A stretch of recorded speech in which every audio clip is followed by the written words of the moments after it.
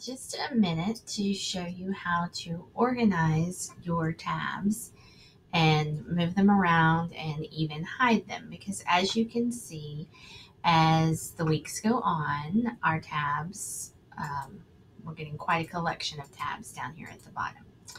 So there's a couple of things that you can do. Just like you would do the duplicating and the renaming, you have several options under the little triangles. So I can select my tab, and since I'm on my master tab right here, here I want to change the color. Maybe I want that master tab to stand out, so I make it red.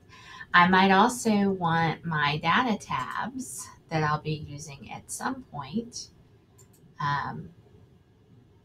Maybe I want to make them a different color so they stand out a little bit. So again, that's simply clicking on the triangle and change the color and then select the color that you want. Now, the other thing that you can do, as you notice on this particular lesson plan, the dates are kind of out of order. So depending on how I wanted them ordered, I can simply click on a tab and hold it down and drag, and then I can put them in order by date or however I want to order them. Because you see, even down here, I've got 11-6, so I may want to bring that all the way this way so it's more at the front. And then I can see there's a lot of tabs there. And so then I can organize my tabs that way. The final thing you can do for your tabs is those first few weeks.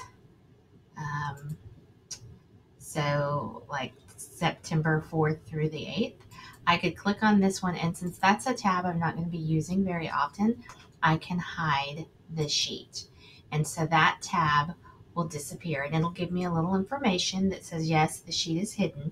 However, just because I've hidden the sheet does not mean that you will never be able to see it again. If you go up to the View menu, you can see hidden sheets, and those sheets that you hid are there, and when you go to view them, they will reappear.